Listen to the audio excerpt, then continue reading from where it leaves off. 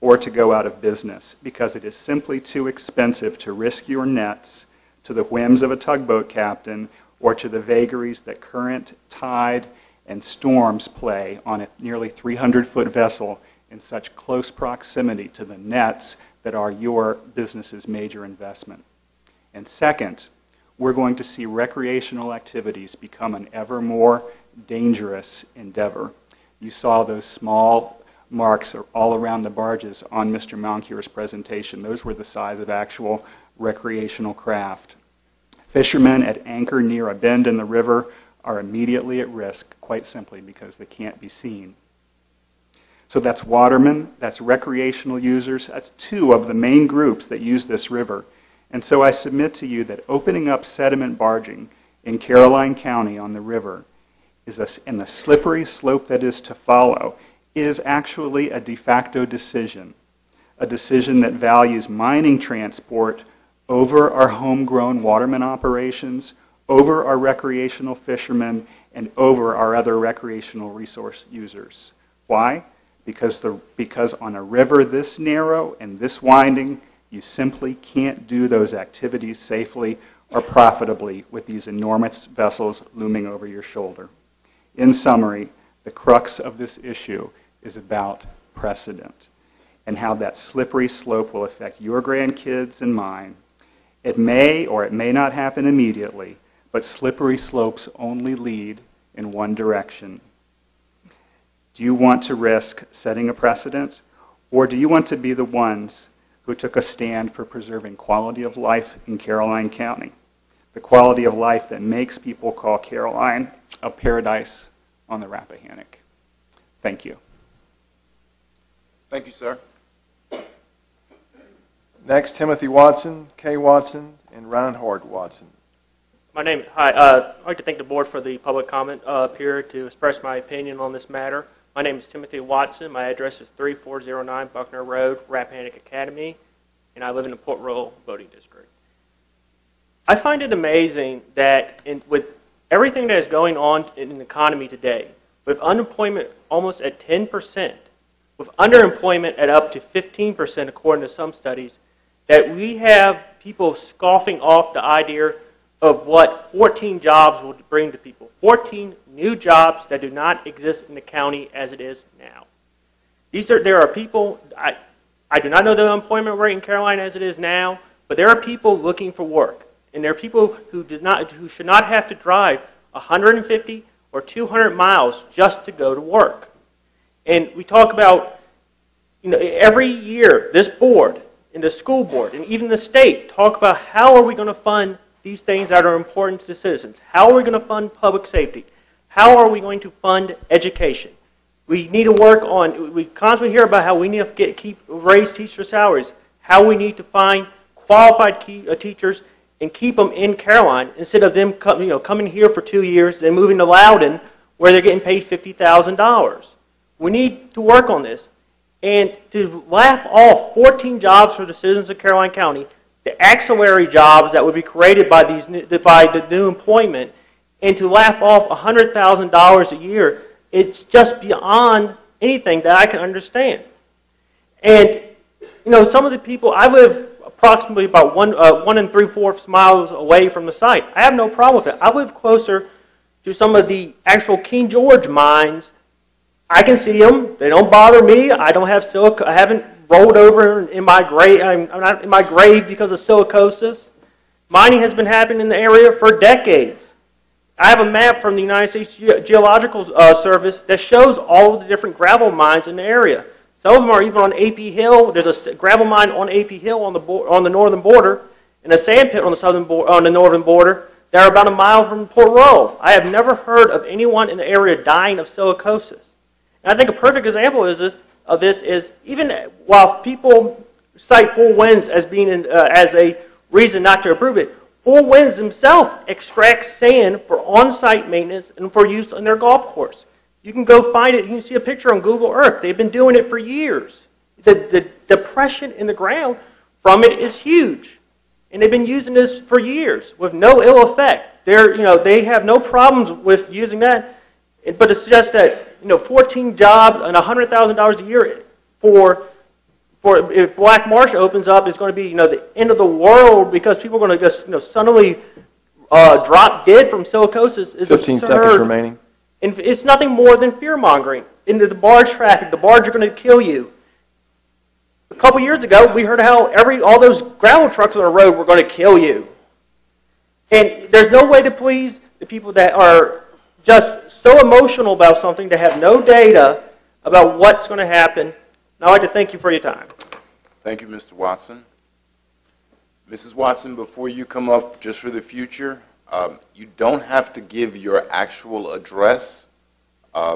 Actually, we'd prefer if you did not give your actual address. If you do live in the county, we would like you to say you live in the county, and if you know what voting district you live in the county, we would like to take that. Okay. But please don't let everybody know that's going to watch this later what your exact address is. I know Good Tim. idea. I know Tim doesn't mind, but everybody else, you don't have to give your address. So, Okay. Mrs. Watson, whenever you're ready. Okay, my name is Kay Watson. I live in the Port Royal District. I live approximately 1 3/4 miles from a proposed Black Marsh mine site. I am not the least bit concerned about silicosis, which is an occupational disease that has almost been eradicated in the U.S. I also am not concerned about barges. There used to be barge traffic up and down the Rappahannock River. I don't know if anybody remembers it, but the American Viscose plant used to barge acid up there all the time, and there were no accidents. We also had oil barged up there before there was a pipeline, and I can find no record of any accidents on the Rappahannock from this. I have known Albert Wachmeister for over 25 years. He has a well-thought-out project, which I totally support. The county needs the money and the jobs. This project is eligible for a special exemption permit, and I support the rights of individual landowners. I urge the board to vote yes. Thank you. Thank you. Next, Reinhard Watson, be followed by Art Terry and Erin Martin. Hi, my name is Reinhard Watson. I live in the Port Royal District. I want to voice my support for the Black Marsh special exemption permit. I've been thinking about what to say for the last 2 weeks, but after hearing some of the comments, I rethought that. I did a lot of research on an article that was in the paper about barge traffic and the accidents involved. And when you start talking about incidents, if you started talking about, as my son said, about gravel trucks, look at tractor trailers. If you want to go through all the accidents tractor trailers have and say that's the reason not to do something, I don't think that's very good. I collected data. A group, the Texas Transportation Institute, I think it was, did a study on barge traffic. Each barge carries about what 70 tractor trailers would carry. The number of injuries, and I can't remember all the data, but the number of injuries that would result in trucks carrying the same amount of traffic that a barge would carry would result in over 2,000 truck injuries, where it would only be one barge injury. So when you start talking about anecdotal evidence, I don't think that's the proper way to put this in perspective. You need to collect the data and really get statistics on comparative risk. Everything has risk. I mean, bathtubs are one of the most dangerous things in the house, but we don't stop using them. And the same thing with barges. Yeah, there are accidents, but there's accidents all over the place. So you just can't say, well, this barge ran into a bridge, this barge killed somebody. Yeah, that happens. There are always accidents, but what is the data behind that? What is the risk associated with that compared to the risk associated with other things? And one other thing that I heard a comment about, working for the group. I think they call that socialism. If you look at capitalism, you work for yourself. And when you work for yourself, you provide society at the same time. It's not a function that you have to go work for the group. We work for ourselves. I mean, everybody here has a job. They have a job to support their family. They don't have a job to support the government or to support some other group.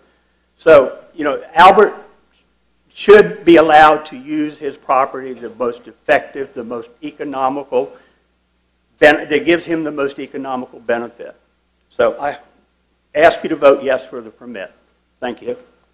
Thank you, sir. Next speaker is Art Terry, followed by Erin Martin and Angelique Neiman. Okay, and after those three, we're going to take a break. We'll take a break after those three.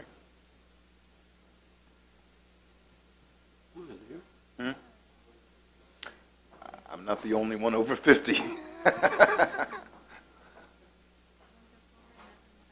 Yeah, but you can leave whenever you want. Thank you. Are we on?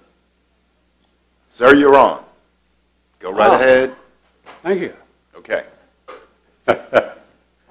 Graphics compliments of Alex Long and Art Terry. Good evening. My name is Art Terry. I'm from Guinea. I'm here to talk about the river and the way it meanders. The Rappahannock is a meandering river which during flood stages moves soil and debris to create new flow areas, thereby creating islands, oxbows, channels, and wetlands. You'll notice we have an oxbow, if I can get here. We have an oxbow here, and we have an oxbow here.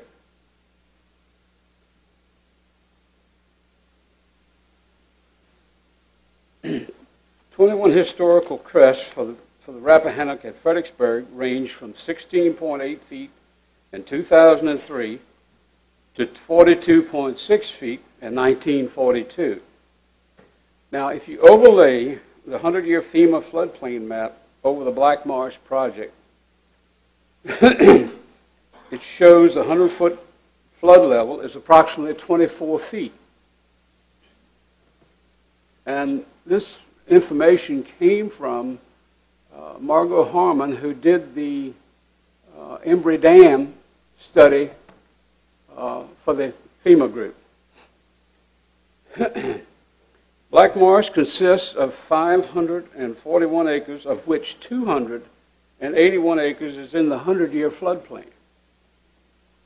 Oops.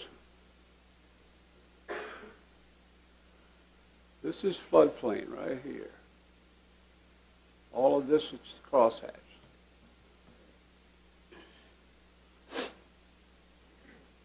The reach across the oxbow at the 8-foot contour is approximately 4,000 feet. And that's this reach right here. It's about 4,000 feet across that oxbow. Right here is Indian Point, which belongs to the Embries. And as you notice, I don't see a buffer system going right there. The north buffer is approximately 600 feet, which would be right here. South buffer is about 100 feet, thereby reducing the 4,000-foot reach across that area down to 700 feet. 15 seconds remaining.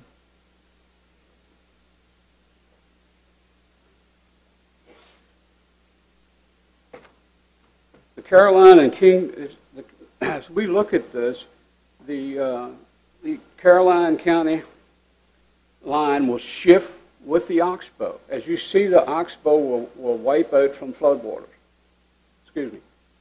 Will wipe out from, oh gosh, I'm hitting the wrong thing. Will wipe out from floodwaters. And the Berry Plains boat dock with no access to the river. And this process has been happening since the beginning of time and is still going on every day in meandering rivers in the world. And if we look at 6, I think this is the key to the whole situation. I believe this analysis, this analysis that I'm giving you now, was used to turn down SPEX-04-96.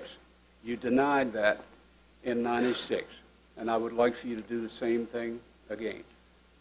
Thank you. Thank you.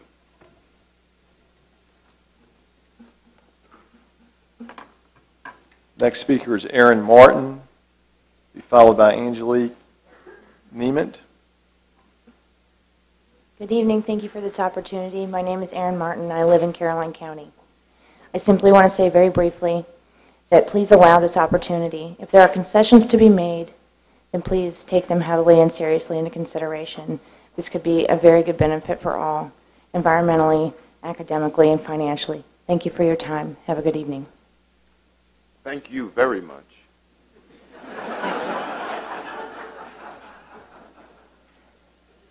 We're going to take a break after the next speaker, but come right ahead. And Mr. Schiebel, after we take a break, can you turn off the timeout on the computer? There's a screensaver which makes it go blank. Ma'am? My name's Angelique Neiman. Thank you for allowing me to speak. I live in an undisclosed neighborhood which is deeded a subdivision nearby. It's actually built on a sand gravel pit. I just met Mr. Albert, and I just wanted to say his farm is phenomenal. And I think in this day and age, we have to look out for the little man, the small businessman. If he can go forward and do something to support his family, help our community, help our budget, help the tax situation, do things for the children, our schools, and possibly our roads, I'm all for it. And I vote yes. I stand by him. And thank you for having me. Thank you, too. Okay. We have done how many? Oh, okay. We've done 13 of our 70. It's 9:20. It's 9:21. We're going to take a 10-minute break. Is that good? We're going to take a 10-minute break, 10 supervisor minutes, so we'll be here close to 9:31, 5, something like that. Okay, public hearings adjourned for a second. We're going to continue. Hey.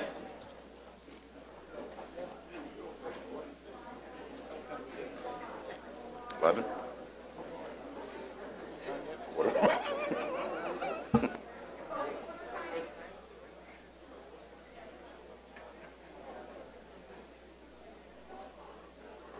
All righty, Mr. Parton, the next three speakers will be? Next three speakers are Ennis Richardson Jr., John Mitchell, and Mary Anderson. N.S. Mitchell? Ennis. Ennis Mitchell. Ennis Richardson. Oh, I'm sorry. Okay, Mr. Richardson? You're Mr. Richardson? Okay, Mr. Richardson, come on up. Mr. Chairman, members of the board, my name is Enos Richardson, Jr. Thank you very much for the opportunity of allowing me to present this little dissertation to you tonight. There can be no doubt that if this application is approved, it's going to have a pronounced, if not severe, impact. First, on the river. And a lot of discussion has taken place in regard to the barge traffic. As I understand it, the applicant anticipates one barge a day, every 24 hours, loaded with gravel to be shipped from the site. In addition to all of the problems that have been already expressed, I would just like to mention that this part of the Rappahannock River is very unique. First, it's very narrow, and it is not very deep. And in addition, it meanders, as you see, have seen from the map, meanders in many instances almost at right angles as it makes its way down to Widewater, which is down, of course, below Port Royal. These barges are not like those of yesteryear. These are huge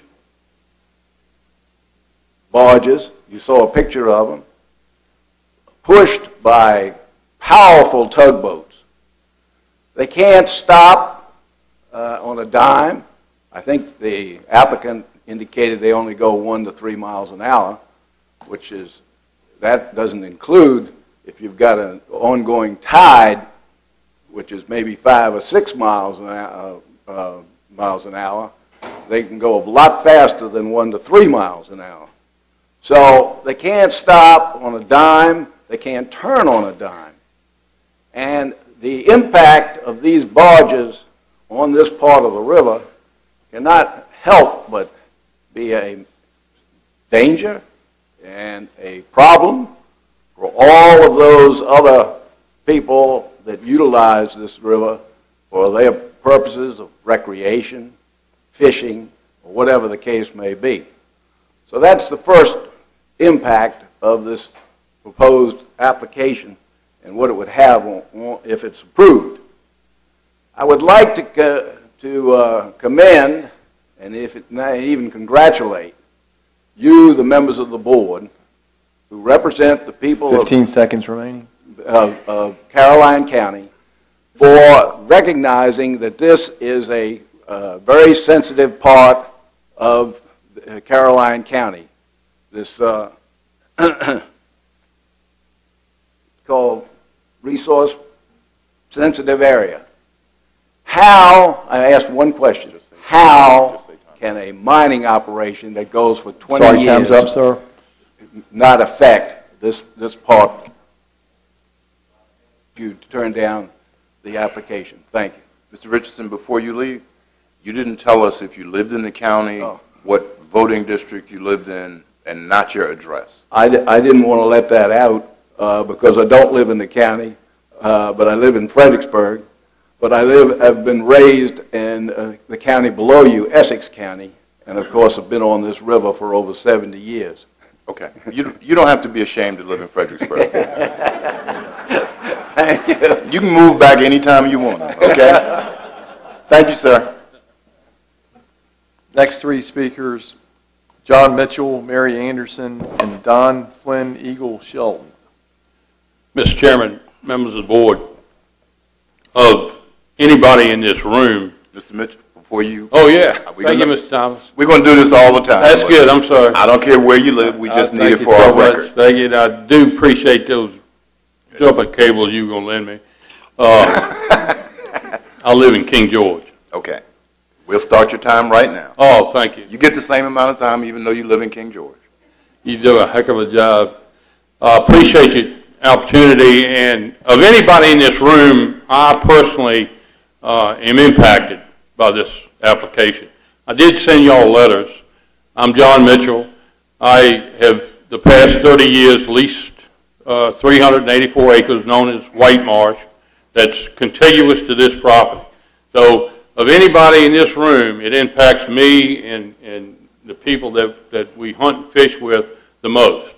And anybody that can believes that this is the wrong place for this type of operation, I'll tell you now it is the wrong place. And thankfully, the Caroline County Board of Supervisors took that area of Caroline and said it's off limits to this type of operation. This is no place at all on this most pristine area of Caroline County. And I'm not just telling you that to blow smoke. You need to see it by air, by way of water, but it is the most pristine area of Caroline County. I cannot thank you enough for passing that comprehensive plan that did your duty to say this is off limits. And I've been there for 30 years in a highly industrialized area that would go on for the next 20 years is absolutely heart-wrenching to me that it could happen. And it's just, they're not the place to put it. And your planning commission felt the same way, and I just hopefully ask you to do your duty, and you've got my support, and I wish y'all were in King George County tonight. Thank you so much. Thank you, sir.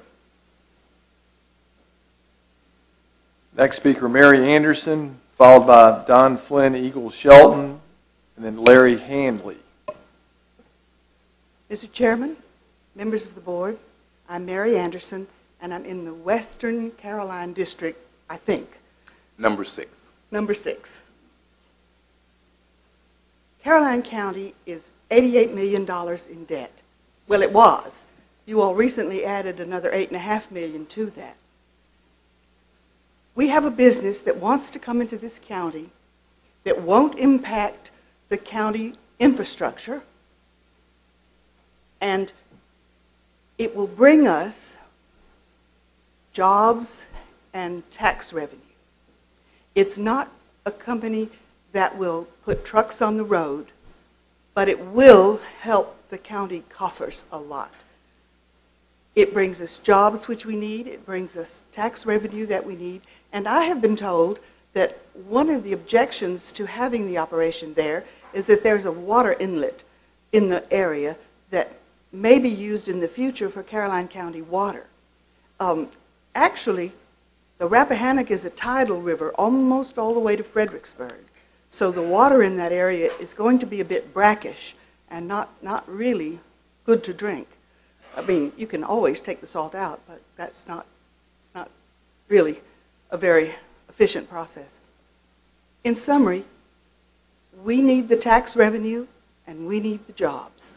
And I hope you'll consider those factors when you begin to decide how to vote. Thank you. Thank you.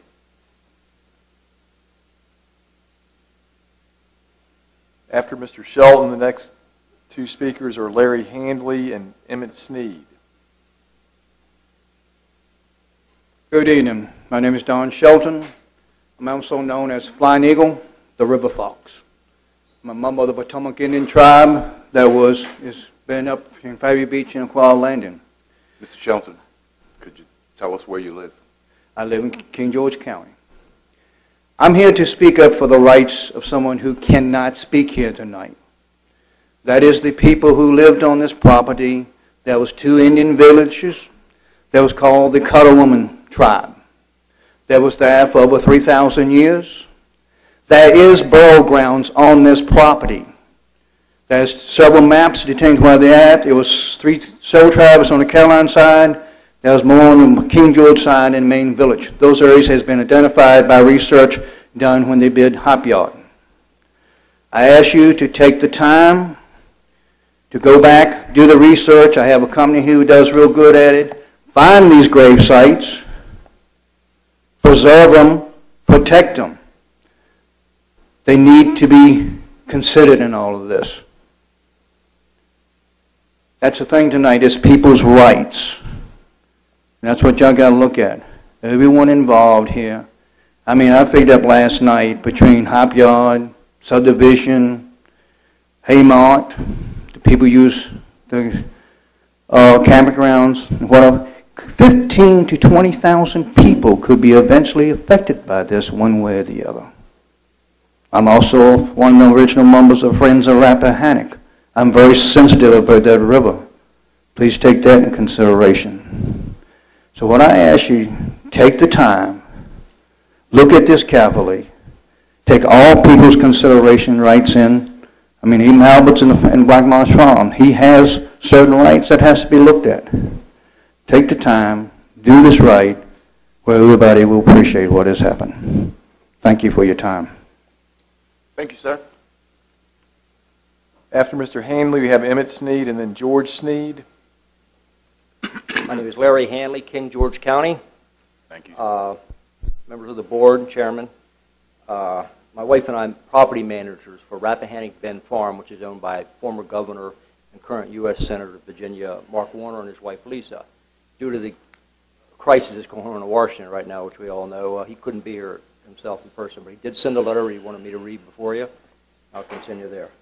Dear members of the Board of Supervisors, as property owners of a parcel of land on the King George County side of the Rappahannock River, just down the river from Mr. Watchmeister's property, we would like to voice our concerns regarding the proposed gravel mining to take place on Black Marsh Farm. We don't know all the particulars, but we can understand why Mr. Watchmeister and Vulcan want to quarry the property in the proposed manner.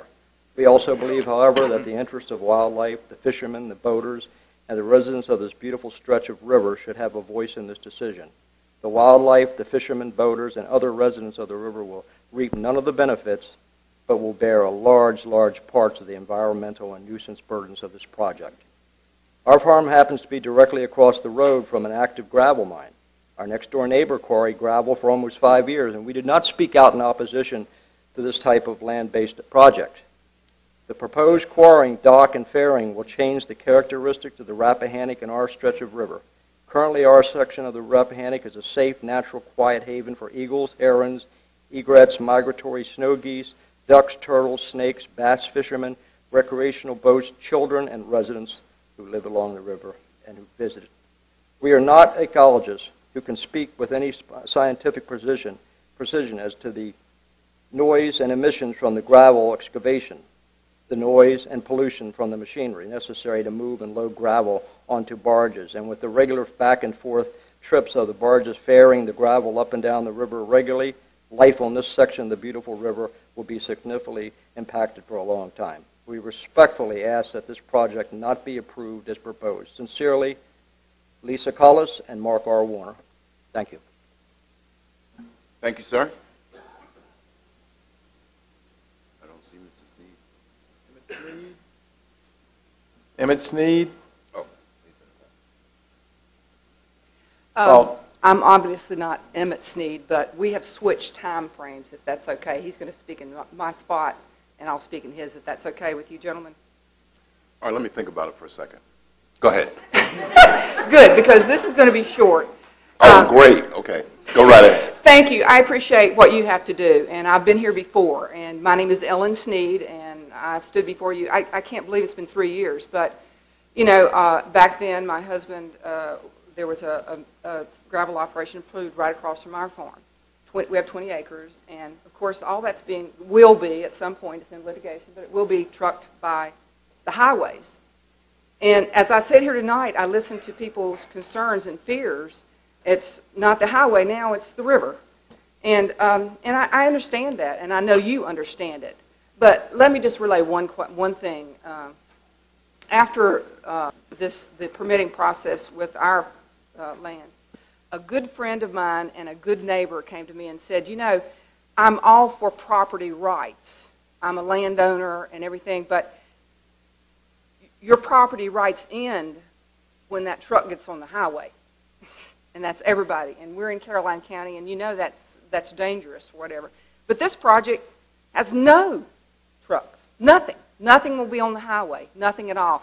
And I think that should account for a large part of this consideration, of your consideration. So consider that. There's nothing on the road for this.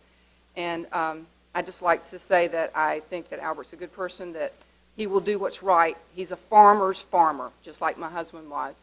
And I appreciate your time, and I thank you for this forum that we can say, and I will be glad to shake anyone's hand opposite or for this project at the end of it. Thank you.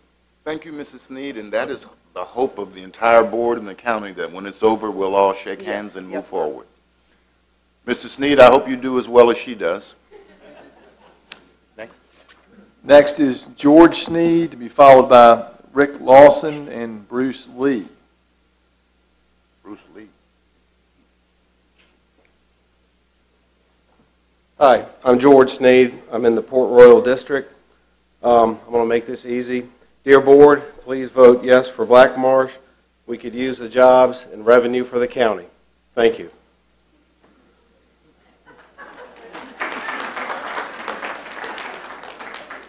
What number was he? He was number 21 of 70. Thank you, sir. Thought I had more time to walk down here. He fooled me. My name is Rick Lawson. I'm a neighbor from Spotsylvania County. I was employed by Prince William County for over 17 years, and I retired as Director of Planning in Prince William in 2003. In all those years, I was very impressed with Vulcan Materials as an outstanding corporate citizen in the county. Vulcan operates a large quarry in Prince William County. The quarry has been a definite business asset to the county in terms of employee salary levels and tax revenues. But more importantly, Vulcan Materials at both the management and staff level is very involved in your community. Vulcan makes significant contributions to the Prince William County school system, conducts environmental programs in the schools and on-site at the quarry, and they've assisted with construction of pavilions and park facilities and donations of materials for community projects. There have been quarry days hosted by Vulcan to invite neighbors and members of the community to the quarry site for educational and fun activities. Most recently, they're partnering with their next-door neighbor, a school, on environmental education projects. I was pleased to read about the steps Vulcan has taken in their Caroline County application to address planning staff and community concerns. The absence of traffic impacts is important, and so is the maintenance of agricultural activities during mining and after sand mining operations have ceased, while they're still improving overall water quality. The utilization of conservation easements adds strong confidence to the long-term restoration of the site. I reviewed the positive staff report and extensive enforceable conditions that assure consistency with the comprehensive plan.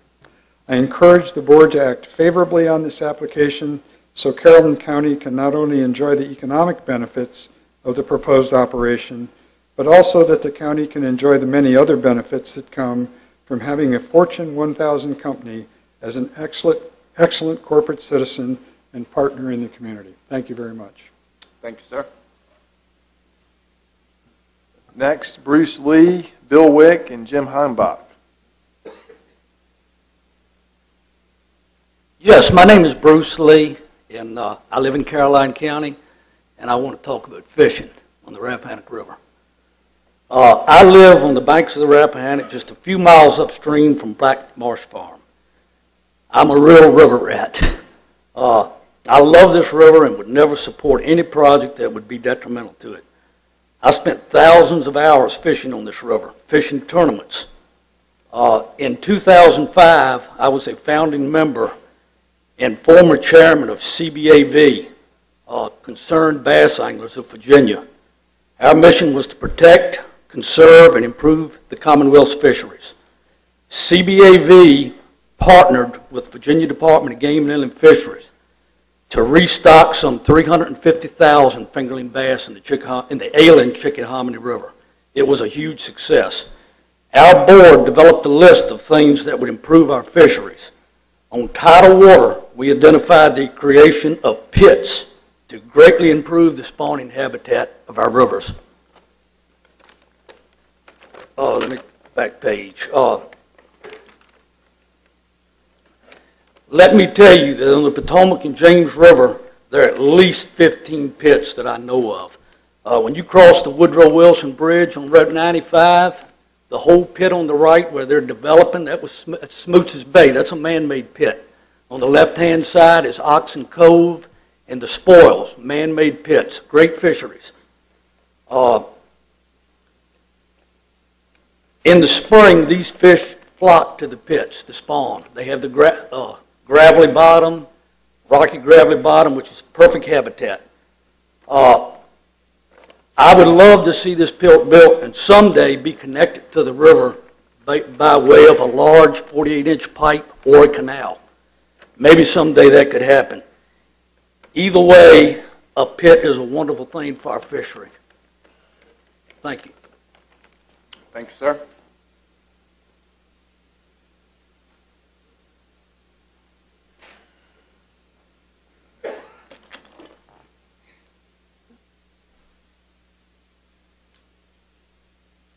Chairman Thomas, members of the board, and Mr. Parton. My name is Bill Wick, and I live in Port Royal, and I serve on the Port Royal Council. I stand before you tonight in opposition to awarding the special exemption permit to allow sand and gravel to be mined on Black Marsh Farm. With the time I have allotted, I'd like to address two areas of concern. The first is the process of mining itself. I was born and raised in West Virginia, and I'm more familiar with coal strip mining than I am this kind of process proposed here. Strip and sand mining, however, have many procedures in common. The topsoil is removed and the product that lies some feet below the surface is mined. Reclamation is difficult, if not impossible, with both types of mining operations. With coal, because of the enormous size of the property, the land might become a good place for a shopping center if the location is right, but generally it's just left alone. With sand and gravel mines, the plan is usually to return it to the farming, but the land is too far damaged for that. Beautiful square ponds are more often the legacy after the work has been finished. Additionally, both processes can interfere with infrastructure such as roads, erosion, water contamination, and personal health.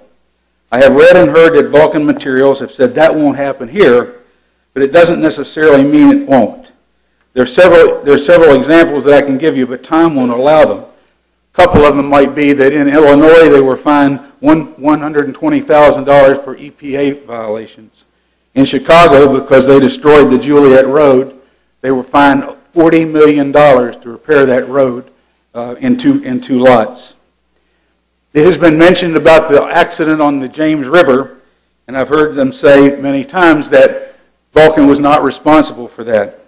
However, the court felt that they had a $1.1 million responsibility. Now, don't get the wrong idea. I'm not saying Vulcan is irresponsible or conducts a slipside operation. I've not made any comparisons to other large companies engaged in similar operations, but I suspect Vulcan is no better or no worse. I have heard the company leadership tout how wonderful they are, and I thought I'd share some examples just to let you know that they might not be upfront as they claim. No, my issue is not with Vulcan. I'm against mining the Rappahannock River corridor by any company, no matter who they might be. You have heard, and you will continue to hear tonight, a lot of sound reasons why the special exemption permit should not be allowed. I want to add one more. When you eventually vote on the issue, seconds remaining. When you eventually vote on the issues, you will not be voting on Black Marsh Farms permit. Rather, you'll be voting on whether or not to allow the entire corridor to become an industrial area and keep it as intended and described in the county's comprehensive plan, rural preservation with natural beauty. Time's up. If you award the permit and let them operate a mine, similar properties will follow. Thank you for your time. Thank you, Mr. Wick. Good enough. Next, Jim Heung Bok, followed by David DeRue, I believe, and Tom Brooks. Good evening. I'm Jim Heung Bok, and although I serve on the Port Royal Town Council, I'm speaking as a private individual. Whenever this kind of issue comes up, I keep being reminded of a real oddity about Caroline County. We're really almost two counties because Fort A.P. Hill divides us into two unequal segments. And as you can't help but notice, all 5 supervisors live in the segment south of Port Royal, south of A.P. Hill, rather than in that strip along the river. So none of the supervisors deal with Route 17 corridor on a daily basis. None of the supervisors live beside the river on a daily basis. And this is not intended to denigrate Bobby Popowitz's service as our supervisor representing the Port Royal District, but he too lives on the other side of Fort A.P. Hill. No more references to other supervisors, okay? No more references to other supervisors. Okay. You can address me and say anything you want about me, but no more references. I'm saying good things. I'm not saying anything bad. No more references. Okay. All I'm saying is it is difficult for people who do not live in that section of the county to see things the same way those of us who live in that section of the county do. Now, I also have a sense of deja vu. In October of 2008, I stood at this podium and argued that Emmett Sneed's planned gravel pit was inconsistent with the comprehensive plan, and I argued that it was the camel's nose under the tent, that the approval of Mr. Sneed's request would open the door to similar plans for gravel mining in the future. Now, everyone agrees that up to a point, property owners should be allowed to do what they want to do with their property. Nobody disagrees with that. But everyone also agrees that the right does have limits. That's why we have zoning laws. That's why we have comprehensive plans. The dispute comes when we try to set exactly where the limit is. Where does the property owner's right of self-determination end and the community's right of self-preservation begin? But the time and place to set those limits is when we pass ordinance, when we implement comprehensive plans, when the matters can be approached dispassionately. The time and place is not on an individual basis with endless waivers and exceptions. When tempers are high, plans have already been made and personalities are bound to clash. But here we are again. In 2008, I was told that Emmett Sneed's request for a special exception to allow operation of a gravel mine was unique, that it was a one-off, that it would not set the pattern, that we would not be seeing further requests I only have one question. How many times can we say that we're not tearing the comprehensive plan to pieces? Thank you.